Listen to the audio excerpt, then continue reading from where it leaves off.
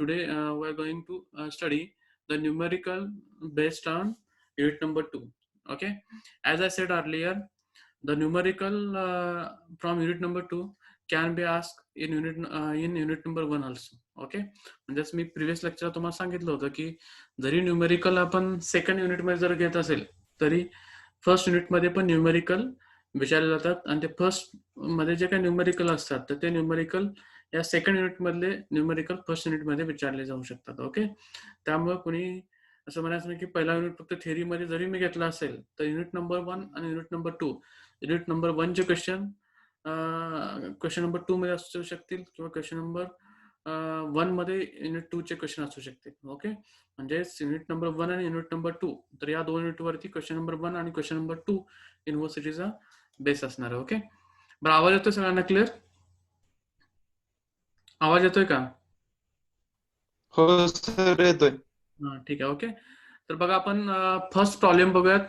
Numerical number 1. Okay, जे पहिलं numerical आहे ते न्यूमेरिकल बघूयात आपण. ओके, एक मिनिट.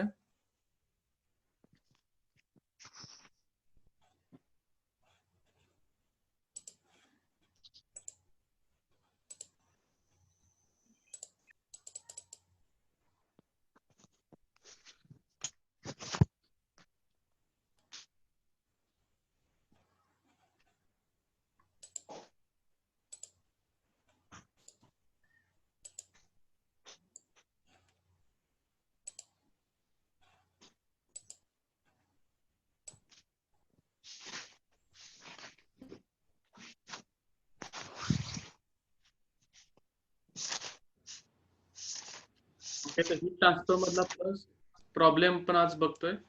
ओके, तर पहिल्यांदा सगळ्यांनी प्रॉब्लेम. ओके, तर हीट ट्रान्सफर मध्ये एखादा न्यूमेरिकल असेल तर त्या न्यूमेरिकल मध्ये जो प्रॉब्लेम आहे तो गिव्हन डेटा मध्ये जर कन्वर्ट करता आला तर तुमचा 50 to 70% तुमचा प्रॉब्लेम सॉल्व्ह झाल्यासारखा आहे. ओके, म्हणजे जे काय 50 to 70% जे मिस्टेक होते ते मिस्टेक कशामध्ये होते? जो काय गिव्हन प्रॉब्लेम आहे तो गिव्हन डेटामध्ये कन्वर्ट करता येत नाहीये, त्यामुळे बऱ्याच जणांची मिस्टेक होते. ओके, तर इथं बघा, पहिल्यांदा न्यूमेरिकल मध्ये प्रॉब्लेम जो आहे तो तुम्हाला समजला पाहिजे आणि तो गिव्हन डेटामध्ये कन्वर्ट करता आला पाहिजे, त्याच्यानंतरच तुम्हाला तो सॉल्व्ह करायला काय होतं, इझी जातो. ओके, तर जर तुम्ही प्रॉब्लेम बघितला तर काय बघा. Okay, a large window glass of 0.5 centimetre thick. Okay, म्हणजे एक विंडो ग्लास म्हणजे काय, एक ग्लास आहे. ओके, आणि त्याची थिकनेस किती आहे? 0.5 centimetre thick. Okay, window glass of 0.5 centimetre thick. Next, K is equal to 0.78 watt per meter Kelvin.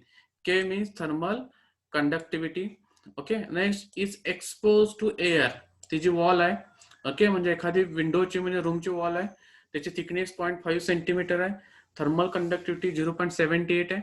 Okay, आणि expose to air at 25 degree Celsius over its inner surface. Okay, म्हणजेच आता हा problem वाचत असतानाच म्हणजे read करत असतानाच काय करायचं, त्याच्यावरून डायग्राम ड्रॉ करायची. ओके, आणि गिव्हन डेटा लिहायचा असतो. ओके, तर काय सांगितलंय, एक विंडोची वॉल आहे. Okay, suppose this is a glass, window glass. Okay, एक विंडोचा हा ग्लास आहे. ओके, तर या ग्लासचं काय सांगितलंय, थिकनेस, म्हणजे त्याच्या थिकनेसला आपण काय नोटेशन देतो, आपण हीट ट्रान्सफर मध्ये थिकनेसचं नोटेशन यल देतो. ओके, तर यल इज इक्वल टू किती, 0.5. L is equal to 0.5 centimetre. इथं लिहिले बघा गिव्हन डेटामध्ये L is equal to 0.5 centimetre. Okay, here we want to convert this centimetre into metre. तर सेंटीमीटर किंवा MM असेल तर ते मीटर मध्ये आपण कन्वर्ट करायला पाहिजे. ओके, तर सेंटीमीटरचं मीटर मध्ये कन्वर्ट करण्यासाठी 0.5 इंटू 10⁻² घेतलं. ओके, त्याच्यानंतर हे 0.005 मीटर. ओके, हे काय आलं, त्याचं थिकनेस आली. त्या थिकनेस आपण कशा डिनोट करतो, एल न डिनोट करतो. त्यानंतर त्याची thermal conductivity K is equal to 0.78 watt per metre kelvin. Okay, तर K दिलाय, K त्याची thermal conductivity is equal to 0.78 watt per metre kelvin, K दिलाय. त्याच्यानंतर काय सांगितलं, is expose to air at 25 degree Celsius over its inner surface. Okay, म्हणजे आपल्या एखाद्या विंडोला ग्लास असेल, ओके, म्हणजे एक काचेची जर खिडकी असेल तर त्याच्या साईडला, खिडकीच्या एका साईडला इनरचा पार्ट असो, एका साईडला आउटरचा पार्ट असो. ओके, म्हणजे फॉर एक्झाम्पल हे जे काय विंडोचे आहे त्याची सपोज या साईडला आपण हे इनर साईड म्हटले. ओके, हे इनर साईड म्हटली आणि ही आउटर साईड म्हटली. ओके, म्हणजे जर रूमला जर ग्लास असेल, ग्लासचा जर विंडो असेल तर त्याच्या एक साईड, एक साइड इनरला असते, एक साइड आउटरला असते. Okay, suppose this is inner side, this is outer side असं आपण म्हटलं. ओके, तर काय म्हणलंय, is expose to air at 25 degree Celsius. Okay, over at its inner surface. Okay, तर जे काय इनर सरफेस आहे म्हणजे इनर साइडला जी काय एअर आहे, तर त्या एअरचं टेम्परेचर आहे, तर ते टेम्परेचर किती दिलंय, टी किती टेम्परेचर दिले बघा, inner temperature is 25 degree Celsius. Okay, तर बघा इनरचं टेम्परेचर दिलं 25, तर इथं लिहिले बघा T I is equal to 25 degree Celsius. Okay, its inner surface, inner एअरचं टेम्परेचर 25 डिग्री सेल्सिअस. ओके, त्यानंतर नेक्स्ट काय सांगितलं, over its inner surface with convective coefficient of 15 watt per metre square kelvin. Okay, अजून एक parameter दिलाय, तर काय दिलाय, कन्व्हेक्टिव्ह कोएफिशियंट. कन्व्हेक्टिव्ह कोएफिशियंटला आपण काय म्हणतो, एच म्हणतो. ओके, म्हणजे तो एच दिलाय. थर्मल कंडक्टिव्हिटी म्हणजे के आणि कन्व्हेक्टिव्ह हीट ट्रान्सफर कोएफिशियंट म्हणजेच एच. ओके, तर एच दिलाय, पण हा एच कुठला दिलाय, इनर साइडच्या एअरचा दिलाय, तर त्यामुळे त्याला काय म्हणणार, एच आय म्हणा. Okay, this is nothing but H I. Okay, तर इथं बघा एच आय दिलाय, H I is equal to 15 watt per metre square kelvin दिलाय. ओके, त्यानंतर नेक्स्ट काय सांगितलंय, the outside air is at 15 degree Celsius. Okay, म्हणजे जे काय आउटर साइडचं जे काय एअर आहे, म्हणजे रूमच्या इनरचं टेम्परेचर हे टी आय म्हणजेच 25 डिग्री सेल्सिअस होतं, आणि जे काय आउटरचं टेम्परेचर आहे, आउटरचं टेम्परेचर किती सांगितलंय, -15 डिग्री सेल्सिअस. म्हणजे बाहेरचं टेम्परेचर किती आहे, -15 डिग्री सेल्सिअस. ओके, तर इथं बघा notation, TO is equal to -15 degree Celsius. आउटरचं टेम्परेचर असणार, सपोज आउटरच्या टेम्परेचर काय नोटेशन देणार आपण, TO is nothing but outer temperature. Okay, with convective heat transfer coefficient of 50 watt per metre square kelvin. Okay, तर बाहेरच्या म्हणजेच आउटर एअरचं तुम्हाला काय दिलाय, एच दिलाय, म्हणजेच काय दिलाय, एचओ दिलाय. ओके, तर एचओ दिलाय, तो किती दिलाय बघा, 50 watt per metre square kelvin. HO is equal to 50 watt per metre square kelvin. Okay, त्यात काय विचारलंय, determine the heat transfer rate and temperature at inner and outer surface of glass. Okay, तर काय विचारलं तुम्हाला, तर हे जे ग्लास आहे, तर ग्लासच्या इनर साइडला म्हणजे रूमचे जे काय विंडो आहे, त्या विंडोच्या आतमध्ये म्हणजे रूमच्या एअरचं टेम्परेचर दिलंय, रूमच्या बाहेरच्या एअरचं टेम्परेचर दिलंय. ओके, रूमच्या एअरचा एच दिलाय म्हणजे हीट ट्रान्सफर कोएफिशियंट दिलाय, रूमच्या बाहेरच्या एअरचा एच दिलाय म्हणजेच आउटर हीट ट्रान्सफर कोएफिशियंट दिलाय. ओके, त्यानंतर जे काय वॉल आहे, जे काय रूमचे जे ग्लास आहे, तर त्या ग्लासचं लेंथ दिले तुम्हाला, सॉरी थिकनेस दिले, आणि अजून काय दिलं, त्याचा के दिलाय, अजून काय दिला, त्याचा के दिलाय. ओके, आता विचारलंय काय बघा तुम्हाला, determine the heat transfer rate, म्हणजेच काय विचारलंय, तर जी काय हीट फ्लो होणार, आता हीट कुठून फ्लो होणार, इनरचं टेम्परेचर हे 25 होतं आणि आउटरचं टेम्परेचर -15, म्हणजेच काय होणार, इनर पासून आउटरला काय होणार, हीट फ्लो होणार. ओके, ते जी काही हीट फ्लो होते, ते हीट फ्लो आपल्याला फाइंड आउट करायचं आहे. Calculate determine the heat transfer rate, म्हणजे क्यू फाइंड आउट करायचं पहिला पॅरामीटर. सेकंड काय फाइंड आउट करायचं आहे, temperature at the inner and outer surface of the glass. Okay, म्हणजे हे जे काय ग्लास आहे, तर त्या ग्लासच्या सरफेसवरचं टेम्परेचर. ओके, सपोज हा ग्लासचा वरती एक पॉईंट असणार, हा दुसरा पॉईंट. ओके, दिस ग्लास इनर ग्लास टेम्परेचर त्याला आपण T1 नोटेशन दिलं, आणि आउटर ग्लासचं टेम्परेचर त्याला नोटेशन काय दिलं आपण, T2 दिलं. ओके, म्हणजे आपल्याला काय पॅरामीटर फाइंड आउट करायचे आहेत, first one is here we want to calculate the Q means heat transfer rate. Second we want to calculate the surface temperature of wall, that is T1 and T2, inner surface temperature and outer surface temperature. Okay, तर to find आपल्याला कोणते parameter find out करायचे आहेत, एक Q find out करायचा आहे, दुसरा T1 आणि नेक्स्ट T2. ओके, लक्षात आलं. तर बघा आपण डायग्राम ड्रॉ केले, this is a window glass. Okay, window glass आहे, तर त्याची थर्मल कंडक्टिव्हिटी के, थर्मल कन्व्हिटी के, त्याची थिकनेस एल आहे. ओके, त्याच्यानंतर एक इनर साइड एक आउटर साइड. ओके, तर इनर साइडला जे काय एअर आहे, त्या एअरचं टेम्परेचर टी आय दिलंय 25 डिग्री सेल्सिअस, त्याचा हीट ट्रान्सफर कोएफिशियंट दिला इनर साइडच्या एअरचा, तर त्याला काय म्हणणार आपण, एच आय म्हणणार. त्यानंतर आउटर साइडचं एअरचं टेम्परेचर दिलं, टीओ दिलंय, आउटर साइडच्या एअरचा हीट ट्रान्सफर कोएफिशियंट दिलाय म्हणजे एचओ दिलाय. ओके, आणि आता विचारलंय काय आपल्याला क्यू विचारलाय, म्हणजे इनर पासून आउटरला इथून जे काही हीट फ्लो होणार आहे, म्हणजे तो क्यू विचारलाय. अजून काय विचारलंय, the temperature at the inner surface and outer surface, म्हणजे T1 आणि T2, म्हणजे त्या ग्लासच्या कॉन्टॅक्ट मधलं टेम्परेचर T1 आणि T2 हे दोन पॅरामीटर्स आपल्याला काय करायचे, फाइंड आउट करायचे. ओके, आता जसं मी प्रिव्हियस लेक्चरला सांगितलं होतं, ओके, तर हे जे न्यूमेरिकल आहे, हे न्यूमेरिकल. आता हीट ट्रान्सफर मध्ये न्यूमेरिकल सॉल्व्ह करताना डेफिनेटली तुम्हाला न्यूमेरिकल हे कंपोजिट वरती विचारतात. कंपोजिट मध्ये wall is made from more than one layer or म्हणजे मोर दॅन वन मटेरियल आपण म्हणतो. ओके, तर इथं बघा हे न्यूमेरिकल सॉल्व्ह करता पण कंपोजिट आहे असं कन्सिडर करायचं. कारण इथं हीट कुठून कुठं फ्लो होते बघा. पहिल्यांदा इथून इथं पण हीट फ्लो होणार. म्हणजे रूमच्या एअरचं टेम्परेचर हे 25 डिग्री सेल्सिअस आहे, बरोबर आहे. तर रूमच्या एअर मध्ये जे हीट आहे, हीट कुठे येणार, या रूम मधले जे काय ग्लास आहे त्या ग्लास विंडोच्या ग्लासला येणार. ओके, म्हणजे T1 ला येणार. परत इथून हीट कुठे येणार, या ग्लासच्या अदर साईडला येणार. परत ग्लासच्या अदर साईड पासून हीट कुठे येणार, बाहेरच्या ए ला जाणार, की ज्याचं टेम्परेचर किती आहे, -15 डिग्री सेल्सिअस. ओके, म्हणजे हीट कुठून कुठं फ्लो होते बघा, रूमच्या इनर एअर पासून त्या विंडोच्या ग्लासच्या इनर सरफेसला, विंडोच्या ग्लासच्या इनर सरफेस पासून विंडोच्या ग्लासच्या आउटर सरफेसला, विंडोच्या ग्लासच्या आउटर सरफेस पासून बाहेरच्या एअरला. ओके, म्हणजे इथं 3 ठिकाणी हीट फ्लो होते. जी फर्स्ट जी हीट फ्लो होणार आहे इनर एअर पासून त्या वॉलच्या सरफेस पर्यंत, हे कोणत्या मोडनं होणार, बाय कन्व्हेक्शन मोडनं होणार, by convection. Okay, second inner surface पासून आउटर सरफेसला, म्हणजे इथं ग्लास आहे म्हणजे हे सॉलिड आहे. सॉलिड मध्ये तर लॅटाईस व्हायब्रेशन मुळे होणार किंवा moment of free lattice vibration किंवा मोमेंट ऑफ फ्री इलेक्ट्रॉन, म्हणजेच कोणत्या मोडनं होणार, इथं कंडक्शन होणार. ओके, कंडक्शन होणार. आणि परत इथं कोणतं होणार, कन्व्हेक्शन. ओके, म्हणजे इथं 3 ठिकाणी हीट फ्लो होते. ओके, म्हणजे इथं आपण काय करणार, by using composite wall consider करून आपण न्यूमेरिकल काय करणार, सॉल्व्ह करणार. ओके, माझा कंपोजिट वॉलचं जर आपल्याला क्यू फाइंड आउट करायचं तर क्यूचा आपला फॉर्म्युला आहे बघा, जनरल फॉर्म्युला आहे. ओके, मी सांगितलं हा फॉर्म्युला स्टँडर्ड फॉर्म्युला आहे. Q is equal to delta T overall divide by summation of all the thermal resistances. Okay, delta T overall म्हणजेच काय, extreme temperature difference divided by summation of all the thermal resistance. Okay, तर आता diagram मध्ये बघायचं, तर इथं extreme कोणते temperature आहेत, हे T1 आणि T2 हे मिडल टेम्परेचर आहेत. ओके, हे TI आणि TO हे काय आहेत, एक्स्ट्रीम टेम्परेचर आहेत. ओके, डेल्टा टी ओव्हरऑल म्हणजेच एक्स्ट्रीम टेम्परेचरचा टेम्परेचर डिफरन्स. ओके, म्हणजेच काय येणार, TI मायनस TO. तर इथं बघा TI minus TO. Okay, this TI minus TO. Okay, TI minus TO extreme temperature घेतला. त्यानंतर काय फॉर्म्युला आपला, summation of the all the thermal resistances. Okay, जर थर्मल रेजिस्टन्स किती आहेत हे कशाला डिसाइड करायचं, मी परत रिपीट करतोय.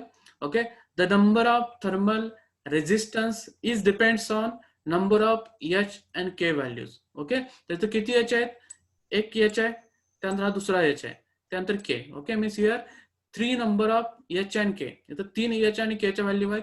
त्याच्यामध्ये किती थर्मल असणार, 3 असणार. ओके, H एक असणार, HI मुळे असणार एक थर्मल रेजिस्टन्स, दुसरा K मुळे असणार आणि तिसरा HO मुळे असणार. ओके, जर H मुळे जर थर्मल रेजिस्टन्स असेल तर त्याचा फॉर्म्युला काय घेतो आपण, 1/HA घेतोय. ओके, जर K मुळे थर्मल रेजिस्टन्स असेल तर त्याचा फॉर्म्युला, हे फॉर्म्युले मी प्रिव्हियस लेक्चरला एक्सप्लेन केले होते कसं आलं ते. ओके, हे तुम्हाला पाठ करायला मी सांगितले होते बघा, L/K. Okay, L/K. जर K मुळे जर थर्मल रेजिस्टन्स असेल वॉलसाठी तर त्याचा फॉर्म्युला काय असतो, L/K. तर H मुळे थर्मल रेजिस्टन्स असेल तर त्याचा फॉर्म्युला असतो 1/HA. सेम इथं H मुळे काय असणार, 1/HA असणार, 1/HA. ओके, पण इथं जो काही H आहे हा HI असणार आहे, त्यामुळे इथं HI असणार, इथं HO आहे त्यामुळे इथं काय असणार, HO असणार. ओके, तर बघा आपला formula, summation of all the thermal resistance. तर पहिला थर्मल रेजिस्टन्स घेतला आपण 1/HI, सेकंड घेतला L/K, थर्ड घेतला 1/HOA. ओके, 3 थर्मल रेजिस्टन्स घेतले. आता इथं काय करणार, जर का आपल्या गिव्हन व्हॅल्यूज आहेत ते गिव्हन व्हॅल्यूज काय करणार, आपण पुटअप करणार. TI ची व्हॅल्यू 25 होती, TO ची व्हॅल्यू हे मायनस ब्रॅकेटमध्ये बघा -15 TO ची व्हॅल्यू गिव्हन डेटामध्ये आहे. त्यानंतर 1 इथं आहे तसा. ओके, HI ची व्हॅल्यू 15 आहे. ओके, पण ए दिला नाही या न्यूमेरिकल मध्ये, या न्यूमेरिकल मध्ये आपल्याला ए दिलेला नाहीये. ओके, तर काय घेतला, ए जर दिलेला नसेल आपल्याला तर काय करायचा, तो ए ची व्हॅल्यू आपल्याला माहित नाही, तर जो पॅरामीटर माहित नाही तो काय करणार, आपण या साईडला कन्वर्ट करणार. ओके, तर इथं पण ए आहे बघा. ओके, इथं पण ए आहे आणि इथं पण आहे. ओके, तर जो काय कॉमन ए जो असणार आहे, ओके, हा जर ए जर मी कॉमन घेतला तर काय होणार, तो असा 1/A राहणार. इथं 1/A राहिला. ओके, आणि तो जर ए जर या साईडला गेला तर तो काय होणार, मल्टिप्लाय होणार. म्हणजेच काय होणार बघा, Q इंटू 1/A होणार. Q इंटू 1/A म्हणजेच काय झालं बघा, Q/A. लक्षात इथं काय केलंय, ए आपल्याला दिलेलं नाहीये तर तो ए काय घेतला, आपण कॉमन घेतला. ओके, पहिल्यांदा कॉमन घेतला, कॉमन घेऊन काय केला, तो जर आपण लेफ्ट साईडला गेला तर तो काय राहील क्यू अपॉन ए राहिला. ओके, इक्वल टू बघा 25 मायनस 15 ए ची व्हॅल्यू लिहिली. त्यानंतर L is equal to 0.05 is given. त्यानंतर K is given 0.78. Okay, HO is given. Okay, all the parameters are known. Okay, if you calculate this equation or calculate with the help of calculation, we give the value of Q upon A. तर आपल्याला काय Q upon A मिळेल किती येतो बघा 429.75. 429.75. Okay, तर unit काय असणार? Q चं युनिट हे वॅट असते. Okay, unit of Q is watt. Okay, but here instead of Q we have calculated Q upon A. Okay, the unit of Q is watt and unit of A is meter square. Okay, therefore watt per meter square it gives the value of heat flow rate. Okay, म्हणजे जो आपल्याला first parameter find out करायचा Q, जर आपण find out केला बघा Q आपण A find out केला 429.75. पण जर न्यूमेरिकल मध्ये फॉर एक्झाम्पल A ची व्हॅल्यू जर 10 दिली असेल, A ची व्हॅल्यू जर या न्यूमेरिकल दिली नाहीये, जर सपोज 10 मीटर स्क्वेअर दिले असेल तर काय केलं असतं तुम्ही 10 मीटर स्क्वेअर जर दिली असेल तर ती व्हॅल्यूज काय केली असती, इथंच व्हॅल्यू आपण पुट केली असती आणि डायरेक्टली तुम्हाला काय मिळालं असतं Q मिळाला असता. पण इथं A दिलेला नाहीये त्यामुळे आपण Q अपॉन A काय केला फाइंड आउट केला. ओके, तर आता नेक्स्ट काय विचारलं आपल्याला, नेक्स्ट टेम्परेचर. ओके, तर आपण Q फाइंड आउट केला. Q आता टेम्परेचर म्हणजे T1 आणि T2 हे पॅरामीटर्स काय केलेत आपल्याला विचारलेत. ओके, तर इथं आपण काय करणार, आपण दोन फॉर्म्युले डिराईव्ह केले होते कंपोजिटसाठी, एक हीट ट्रान्सफर रेटचा, दुसरा स्टेडी स्टेट कंडिशन. ओके, तर स्टेडी स्टेट कंडिशन काय असते, steady state condition. Okay, steady state कंडिशनला एक स्टँडर्ड इक्वेशन आहे. तर काय इक्वेशन आहे, तर heat flow rate, total heat flow rate is equal to heat flow rate through a individual. Okay, total heat flow rate म्हणजे आता मी इथं डायग्राम परत रिपीट करतोय कारण वर आणि खाली परत आपल्याला जायला नको, त्यामुळे डायग्राम रिपीट करतोय. हीट कुठून फ्लो होते बघा, एअर पासून सरफेसला. ओके, तर या सरफेस पासून या सरफेसला हीट फ्लो होते, या सरफेस पासून आउटर एअरला हीट फ्लो होते. ओके, तर total heat flow find out करताना आपण फॉर्म्युला काय घेतला, TI मायनस TO घेतला, बरोबर आहे. TI मायनस TO आणि divide by all the thermal resistances. Okay, तर इथं ऍट स्टेडी स्टेट कंडिशनला काय घेणार, इंडिव्हिज्युअल साठी घेणार, म्हणजे TI टू T1, त्यानंतर T1 टू T2 आणि T2 टू TO असा घेणार. ओके, तर at steady state condition Q is equal to TI to T1 जे हीट फ्लो होणार आहे त्याचा टेम्परेचर डिफरन्स, म्हणजे याचा टेम्परेचर डिफरन्स काय ना TI मायनस T1. बघा TI minus T1. Okay, divide by याच्या अक्रॉसचा थर्मल रेजिस्टन्स. तर याच्या अक्रॉस काय होता, HI होता, तर HI रिलेटेड थर्मल रेजिस्टन्स काय बघा 1 अपॉन HI. ओके, त्यानंतर is equal to second heat कुठून कुठं फ्लो होते T1 टू T2. तर T1 टू T2 चा डिफरन्स T1 मायनस T2. आणि इथं जे काय थर्मल कंडक्टिव्हिटी आहे ते कशामुळे, सॉरी रेजिस्टन्स कशामुळे असतो, K मुळे असतो. तर तो काय येणार L अपॉन K आला. ओके, इक्वल टू परत हीट कुठून फ्लो होते T2 to TO, T2 minus T1. आणि इथं काय असतो H असतो, तर त्या H मुळे 1 upon HOA. Okay, this is the formula for at steady state condition. Okay, तर स्टेडी स्टेट साठी हे इक्वेशन सगळ्यांना लिहिता आलं पाहिजे. ओके, तर हे इक्वेशन आल्यानंतर आपण काय करणार, मग आपल्याला आपलं एम काय, आता नेक्स्ट आपण काय फाइंड आउट करायचं आहे, टी फाइंड आउट करायचं आहे. तर कोणते टेम्परेचर फाइंड आउट करायचे आहेत, हे T1 आणि T2. ओके, जे T1 आणि T2 फाइंड आउट करायचे आहेत. तर त्याच्यासाठी तुम्हाला एक असं इक्वेशन तयार झाले बघा, हे असं इक्वेशन झाले. तर या इक्वेशनवरून आपल्याला काय करायचं आहे, T1 आणि T2 व्हॅल्यूज आपल्याला फाइंड आउट करायचं आहे. ओके, तर T1 कुठे आहे बघा, इथं T1 आहे, हे आपल्याला फाइंड आउट करायचं आहे. इथं T2 आहे, हे फाइंड आउट करायचं आहे किंवा हे फाइंड आउट करायचं आहे. ओके, तर इथं 3 इक्वेशन होतात बघा. ओके, तर Q इज इक्वल टू असं इक्वेशन आहे. ओके, किंवा Q इज इक्वल टू हा पॅरामीटर घेऊ शकतो आपण, किंवा Q इज इक्वल टू हा पॅरामीटर घेऊ शकतो. ओके, तर इथं बघा, जर मी इक्वेशन फक्त इथं पण लिहिलं म्हणजेच काय लिहिलं, Q is equal to TI minus TO 1 upon HIA लिहिलं. ओके, म्हणजे बघा हे इक्वेशन लिहिलं मी इथं, Q is equal to TI minus 1 upon HIA. Okay, तर इथं बघा तुम्हाला TI आपल्याला नोन आहे, HI नोन आहे. ओके, A माहित नाहीये, पण Q अपॉन A तर या साईडला गेला तर काय होतं, तो Q अपॉन A होतं. ओके, तर आपल्याला Q अपॉन A पण माहितीये, TI पण माहितीये, HI पण माहितीये, तर त्याच्यावर आपल्याला काय मिळेल, T1 मिळेल. ओके, म्हणजे Q इज इक्वल टू आपलं इक्वेशन मध्ये 3 टर्म आहेत, तर आपण इंडिव्हिज्युअल एक टर्म घेऊ शकतो. तर पहिली टर्म काय घेतली आपण, Q is equal to TI minus T1 1 upon HIA घेतलं.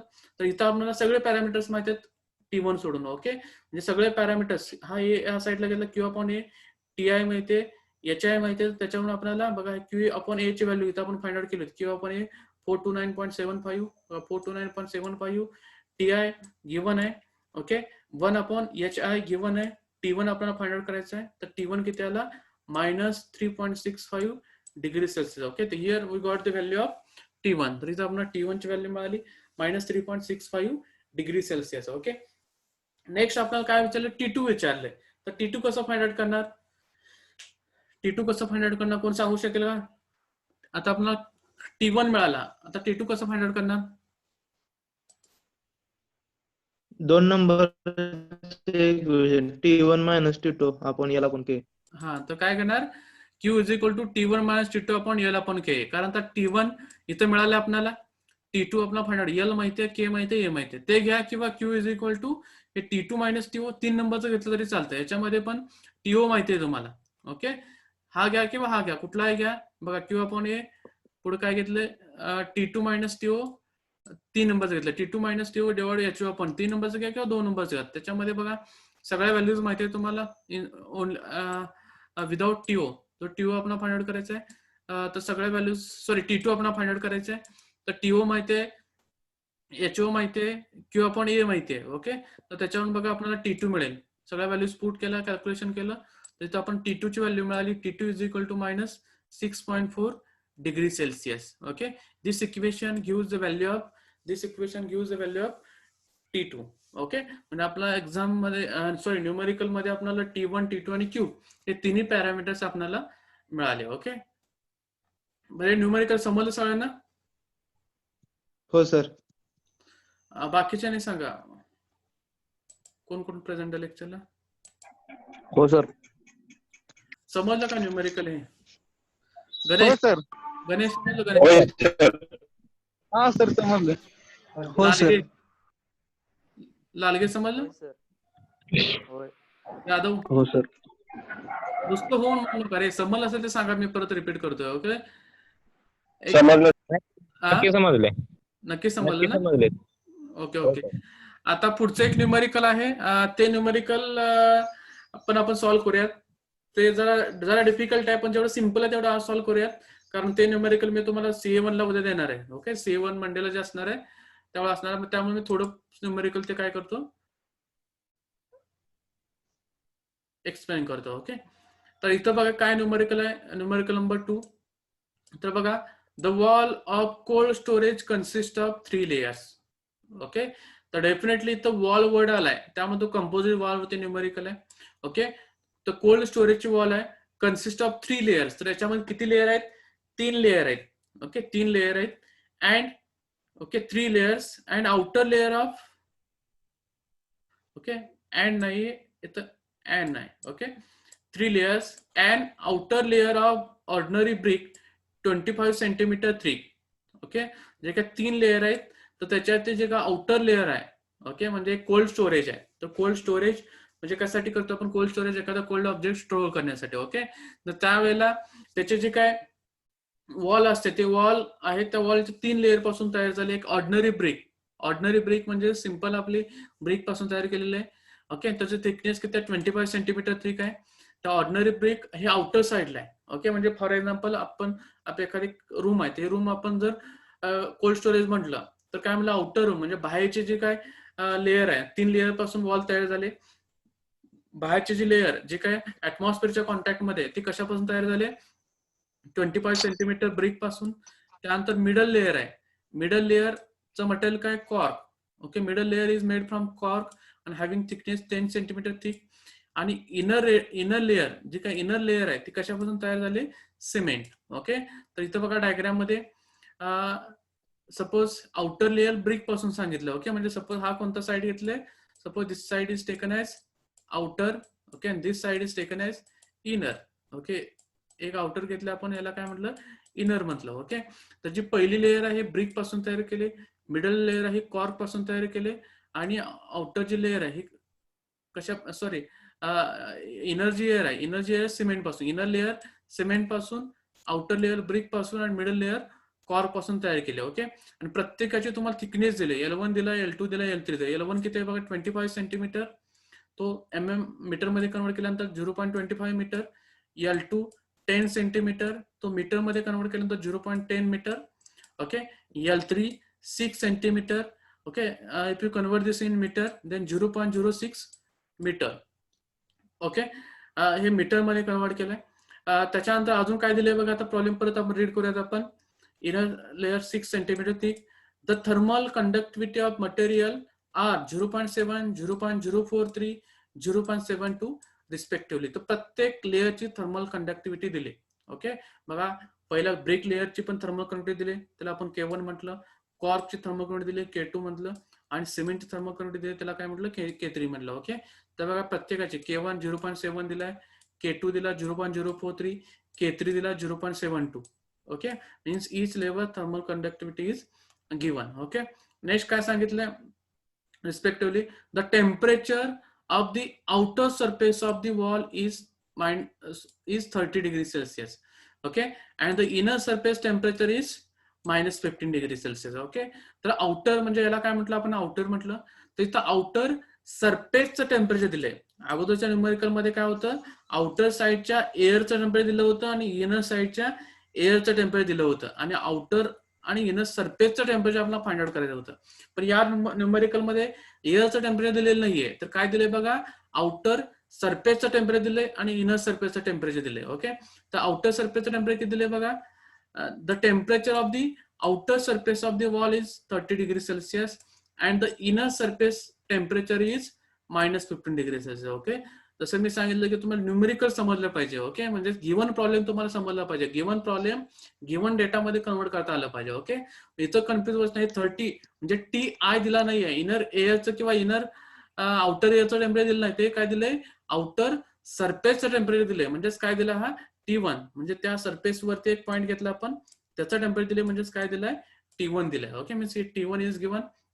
Next one is inner surface temperature is given, म्हणजेच काय दिलं तुम्हाला T4 दिलाय. ओके. T1 दिलाय आणि T4 दिलाय. ओके. तर गिवन डेटा मध्ये बघा T1 is 30 degree Celsius, next T4 is -15 degree Celsius. Okay. Means 2 temperatures are given. Okay. 2 temperature दिलेत. त्यानंतर काय विचारलंय बघा, calculate first steady state heat gain per unit area. Okay. Steady state heat gain per unit area. Okay. तर heat gain होईल loss होईल तेवढं आपण कन्सिडर करायचं नाही. आपण काय विचारलं, हीट विचारले, म्हणजेच आपण काय विचारलंय क्यू विचारलंय. पण काय सांगितलंय बघा, पर युनिट एरिया म्हणजेच Q/A विचारलंय. Okay. Means here first parameter we are going to calculate is Q/A. Okay. तर फर्स्ट विचारलंय steady state heat gain per unit area म्हणजेच Q/A विचारलंय. Okay. Next temperature at the interfaces of composite wall. तर हे जे काय composite wall आहे की त्याच्या इंटरफेसचं टेम्परेचर विचारलंय. म्हणजेच कंपोजिट वॉल हे 3 मटेरियल पासून फॉर्म झाले, त्याचे इंटरफेस. ओके. त्याचा इंटरफेस म्हणजेच फर्स्ट लेअर आणि सेकंड लेअर मधलं टेम्परेचर विचारले, त्यानंतर सेकंड लेअर आणि थर्ड मधलं लेअर मधलं टेम्परेचर विचारले. तर डायग्राम मध्ये ते काय असणार, हा T1 आहे, हा T2, T3, T4 असं आपण नोटेशन दिलेलं असतात. ओके. म्हणजे आपल्याला काय विचारलं, एक T2 विचारलाय आणि एक T3 विचारलंय. ओके. काय विचारलं, temperature at the interfaces of composite wall, म्हणजेच काय विचारलंय, T2 विचारलाय, T2 आणि T3 विचारलाय. ओके. जो थर्ड पॅरामीटर विचारलाय, what additional thickness of cork should be provided to reduce the heat gain 30% less than the present value. Okay. म्हणजेच what additional thickness of cork, तर हा जो काय कॉर्क आहे, ओके, सध्या काहीतरी हीट आहे, हीट डेफिनेटली काय होणार, इनरचं टेम्परेचर जे काय होतं म्हणजे आउटरचं टेम्परेचर 30 होतं, हे -15 आहे. म्हणजे डेफिनेटली काय होणार, हीट कुठून फ्लो होते, 13 पासून 15 ला या डिरेक्शनला काय होते, हीट फ्लो होते. तर म्हणजेच काय होते, हीट इथं काय होतं, लॉस होते. म्हणजे जे आउटरची हीट आहे ती काय होते, कमी होते, आणि इनरचं टेम्परेचर काय होतंय, वाढणार. Heat high temperature to low temperature pass होते. तर आपल्याला लास्ट काय विचारलंय, what additional thickness of cork should be provided to reduce the heat gain by 30% less than the present value. Okay. तर कॉर्कची थिकनेस असं कितीने वाढवायला पाहिजे. ओके. कॉर्कची जे काही मिडल लेअर आहे, या मिडल लेअरची थिकनेस अशी कितीने वाढवायला पाहिजे की जेणेकरून जे काही हीट फ्लो आहे, सध्या जर सपोज एक्स अमाऊंट जर हीट होत असेल तर ते किती 30% ने काय होईल, रिड्यूस होईल. ओके. डेफिनेटली जर थिकनेस वाढवली म्हणजे इन्सुलेशनची थिकनेस वाढवली तर हीट ट्रान्सफर रेट कमी होणार. ओके. थर्ड पॅरामीटर काय विचारलाय, तर अशी जे काय थर्ड लेअर आहे, तर या थर्ड लेअरची थिकनेस कितीने वाढवायला पाहिजे की जेणेकरून जो काही हीट फ्लो होणार आहे आउटर टू इनर हा 30% ने काय होईल, कमी होईल. ओके. आता जर कोल्ड स्टोरेज असेल तर वॉलचे जे मटेरियल असतात हे इन्सुलेटर असतात, म्हणजे काय होतं त्याच्यात हीट फ्लो काय असतं कमी असतं. ते आयर्नचे किंवा मेटलची वॉल नसते कोल्ड स्टोरेजची, ती कशी असते ब्रिक, कॉर्क, सिमेंट. म्हणजे कॉर्क हे काय इन्सुलेटिंग मटेरियल आहे की जेणेकरून हीट फ्लो काय होतोय झिरो असायला पाहिजे पण तो कमी झालाय. ओके, पण याची जर थिकनेस वाढवली तर हीट फ्लो कमी कमी होत जाणार. तर आपलं काय विचारलंय, कॉर्कची थिकनेस किती वाढवायला पाहिजे की जेणेकरून जो काय हीट फ्लो होणार आहे हा हीट फ्लो काय होईल 30% ने काय होईल लेस होईल. ओके, तर ते कसं फाइंड आउट करायचं आहे मी सेकंड लेक्चरला तुम्हाला नेक्स्ट लेक्चरला डिस्कस करेन. आता फक्त पहिले 2 पॅरामीटर जे की आपल्या प्रिव्हियस प्रॉब्लेम आणि या प्रॉब्लेम मध्ये सेमच होते. ओके, तर इथं बघा आपल्याला काय विचारलंय, फर्स्ट विचारलंय बघा आपल्याला, फर्स्ट आपल्याला विचारलंय क्यू अपॉन ए. ओके, तर फर्स्ट आपण काय विचारलंय क्यू अपॉन ए विचारलंय. तर आपला क्यूचा फॉर्म्युला काय, Q is equal to delta T overall divide by summation of thermal resistance. तर डायग्राम जे आपण प्लॉट केलं तर डायग्राम मध्ये बघायचं एक्स्ट्रीम टेम्परेचर कोणते आहेत, या साईडचं टेम्परेचर T1 या साईडचं टेम्परेचर T4. तर यामधला डिफरन्स बघा T1 मायनस T4. ओके, त्यानंतर अजून काय divided by summation of all the thermal resistances. Okay, तर इथं किती थर्मल रेजिस्टन्स असणार कोण सांगू शकेल का, किती थर्मल रेजिस्टन्स असणार इथं? 5. कसे काय 5 असणार? T1. बट ठीक आहे, मी एक सेंटेन्स सांगतो. The total number of thermal resistance depend on number of K and number of H. तर इथं किती के आहेत किती एच आहेत? जेवढे के आणि H जेवढे नाही सर. एच नाहीच आहे, 3. मग थर्मोगड नसणारच. टी वरती डिपेंड नाही, ते किती के आणि किती एच वरती डिपेंड आहेत. ओके, म्हणजे इथं हीट फ्लो आपण इनर एअर पासून त्या सरफेसला होते असं आपण म्हणणार नाही, किंवा त्या सरफेस पासून आउटरला हीट फ्लो होतं ते आपण कन्सिडर करत नाही. ओके, कारण आपल्याला एच इथला एच आय पण दिलेलं नाहीये आणि एच ओ पण दिलेला नाही इथला आणि एच आय पण दिलेलं नाही. म्हणजे हीट फ्लो आपण कुठून फक्त कन्सिडर करणार आहे, वॉलच्या या सरफेस पासून या सरफेसला. म्हणजे यश दिलेलं नाही, फक्त के दिलेत. किती के दिलेत? 3 के दिलेत. ओके, म्हणजे ते यश दिलं नाहीत मग ते थर्मल रेजिस्टन्स नसणारच. ओके, म्हणजे इथं फक्त 3च के आहेत, म्हणजे किती थर्मल रेजिस्टन्स असणार, किती असणार? 3. 3 थर्मल रेजिस्टन्स असणार. ओके, मग आता थर्मल रेजिस्टन्स जर के असेल तर त्याचा फॉर्म्युला काय असतो, एल अपॉन के असतो, एल अपॉन के असतो. ओके, तर फर्स्ट लेअर साठी K1 आहे, तर इथं काय असणार K1 होणार आणि लेंथ किती, थिकनेस किती L1 असणार. सेकंडचा काय असणार L2 अपॉन K2 असणार. ओके, आणि तिसराच काय असणार L3 अपॉन K3 आहे. बघा इथं L1 अपॉन K1 आहे, L2 अपॉन K2 आहे, L3 अपॉन K3 आहे. ओके, तर इथं मग T1 सगळ्या व्हॅल्यूज माहिती आहेत आपल्याला, T1 माहिती आहे, सगळ्या व्हॅल्यूज पुट करणार आपण इथं. T1 माहिती आहे, पण त्याच्या अगोदर आपल्याला Q अपॉन A विचारलाय, बरोबर का. मग हा जो A आहे, ए काय घेतला आपण, कॉमन घेतला. इथं कॉमन घेतला तर कसं काय कॉमन घेणार आपण, 1 अपॉन ए कॉमन घेणार असताना तो जर या साईडला गेला तरी काय होणार, इथं मल्टिप्लाय होणार. ओके, याला मल्टिप्लाय होणार 1 अपॉन ए, म्हणजेच ते काय होणार क्यू अपॉन ए. ओके, तर क्यू अपॉन ए काय होणार formula T1 upon T minus T4 L1 upon K1 plus L2 upon K2 plus L3 upon K3. Okay, तर इथं मग क्यू अपॉन ए मध्ये आपला T1 माहितीये बघा, T4 माहितीये, सगळं L1 माहितीये, K1 माहितीये, L2 K2 सगळ्या व्हॅल्यूज आपल्याला माहिती आहेत. ओके, त्या व्हॅल्यूज इथं पुट केल्या तर आपल्याला क्यू अपॉन ए मिळाला बघा 16.2686 watt per metre square. Okay, तर इथं आपल्याला क्यू अपॉन ए मिळाला. नेक्स्ट काय विचारलं आपल्याला, नेक्स्ट काय विचारलं होतं की इंटरफेस टेम्परेचर म्हणजे T2 आणि T3 विचारला होता, T2 आणि T3. तर ते इंटरफेस टेम्परेचर फाइंड आउट करायचं असेल तर आपण कोणती कंडिशन यूज करणार, at steady state condition. Okay, तर ऍट स्टेडी स्टेट कंडिशनचं इक्वेशन आपण कसं डेव्हलप करतो, तर फर्स्ट लेअर साठी, सेकंड लेअर साठी आणि थर्ड लेअर साठी. जर फर्स्ट लेअर असेल, ओके, तर फर्स्ट लेअरचं जे काय अक्रॉस जो टेम्परेचर डिफरन्स आहे तो काय होता T1 मायनस T2 होता, बरोबर आहे. T1 मायनस T2, तर टेम्परेचर डिफरन्स बघा T1 मायनस T2 आणि त्याचा थर्मल रेजिस्टन्स काय असणार L1 अपॉन K1 आहे, L1 अपॉन K1 आहे इज इक्वल टू सेकंड लेअरच्या temperature difference T2 minus T3 divide by L2 upon K2 आहे is equal to T3 minus T4 divide by L3 upon K3 आहे. Okay, हे फॉर्म्युले develop करायला एकदम सोपं आहे. ओके, म्हणजे हेच इक्वेशन असतं, हेच इक्वेशन असतं, हे जे इक्वेशन आहे. ओके, सेमच इक्वेशन असतं, फक्त काय होतंय हा डिनॉमिनेटरला पॅरामीटर सेम असतो, डिनॉमिनेटरला सेम असतं. ओके, इथं मध्ये इक्वेशन साइन असतं, इथं इक्वल साइन असतं आणि इतर टेम्परेचर घेणार असताना पहिल्या लेअरचा अक्रॉस टेम्परेचर डिफरन्स, इथं सेकंड लेअरच्या अक्रॉस टेम्परेचर डिफरन्स, इथं थर्ड लेअरच्या अक्रॉसचा टेम्परेचर डिफरन्स. हा ओव्हरऑल साठी असतो, हा कशासाठी असतो, इंडिव्हिज्युअल साठी असतो, इंडिव्हिज्युअल लेअर साठी. ओके, तर बघा मग इथं आपल्याला क्यू अपॉन ए माहिती आहे, त्यानंतर T1 माहिती आहे, L1 K1 हे सगळं माहिती आहे, आपल्याला T2 पाहिजे. तर काय घेणार, तर क्यू इज इक्वल हे इक्वेशन घेणार. बघा जसं आपण प्रिव्हियस मध्ये बघितलं होतं, क्यू इज इक्वल टू हे इक्वेशन घेतलं. ओके, हा ए का घेतला, कारण ए या साईडला घेतला आपण, क्यू अपॉन ए T1 T2 L1 upon K1. तर क्यू अपॉन ए माहिती आहे. ओके, T1 माहिती आहे, L1 माहिती आहे, K1 माहिती आहे, तर त्याच्यावरून काय मिळेल आपल्याला, T2 मिळेल. ओके, T2 मिळाला. त्यानंतर T3 फाइंड आउट करायचं आहे, तर T2 Q is equal to second घ्या इथं मिळेल, किंवा क्यू इज इक्वल थर्ड घ्या, त्याच्यावर आपल्याला काय मिळेल, T3 मिळेल. क्यू अपॉन ए आपण इथं थर्ड घेतलाय बघा, T3 minus T4 L3 upon K3 आहे. तर इथं सगळ्या व्हॅल्यूज पुट केला, तुम्हाला T3 ची व्हॅल्यू मिळेल. ओके, जर प्रिव्हियस न्यूमरिकल आणि हे न्यूमरिकल इथं पण सेमच आहे. ओके, तर तुझं थर्ड पॅरामीटर थोडासा वेगळा आहे, तो मी तुम्हाला नेक्स्ट लेक्चरला डिटेल मध्ये एक्सप्लेन करेन. ओके, बरे समजलं इथं मग सगळ्यांनी? हो सर. ओके, आता लेक्चर संपल्यानंतर मी परत एक 10 मिनिटं डिस्कस करणार आहे तुम्हाला, म्हणजे आता 2 मिनिटांमध्ये लेक्चर स्टॉप होईल. ओके, परत मी तुम्ही लगेच जॉईन व्हा, हे लेक्चर आपण पुढे कंटिन्यू करणार, किंवा मी नवीन लिंक पाठवेल तुम्हाला. आपण थोडंसं सीए एक्झाम जे आपण सोमवारी घेणार आहे त्याच्या रिलेटेड थोडीशी मी इन्फॉर्मेशन देणार आहे तुम्हाला.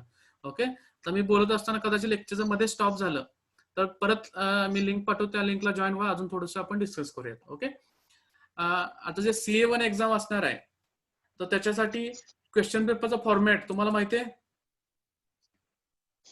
HOD आणि ग्रुप वरती टाकला होता. ओके, तर तो फॉर्मॅट हो असणार आहे. सर. हा, तर त्या फॉर्मॅटमध्ये तुम्हाला पेपर लिहायचा आहे. ओके, आणि तो पेपर लिहिल्यानंतर तुम्हाला गुगल क्लासरूम मध्ये अपलोड करायचा आहे. ओके, आता गुगल क्लासरूम मध्ये कसा अपलोड करायचा, तर त्याची इन्फॉर्मेशन मी तुम्हाला देणार आहे. ओके, तर मी त्यासाठी एक असाइनमेंट म्हणून तुम्हाला दिलं होतं previous week, next week, last week मध्ये. तर ते काही जणांनी फक्त एक जणांनी बर्देन थोडं पाठवलं. ओके, बाकीचं कोणी पाठवलेलं नाहीये, त्यामुळे ते तुम्हाला समजलं नसेल कसं पाठवायचं वगैरे.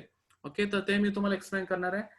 तर गुगल क्लासरूम सगळेजण जॉईन झाले असतात. ओके, किंवा जे जॉईन झाले तर त्यांना मी ग्रुपवरती एक लिंक पाठवले, तर त्या लिंक वरती क्लिक करून गुगल क्लासरूम मध्ये जॉईन व्हायचं. ओके, तर जॉईन झाल्यानंतर टेस्ट कशी द्यायची, तर ज्या वेळेला टेस्ट असेल तर त्यावेळेला जो क्वेश्चन पेपर असेल, सपोज 10 वाजता टेस्ट असेल तर 10 वाजता तुम्हाला क्वेश्चन पेपर गुगल क्लासरूम वरती मिळेल.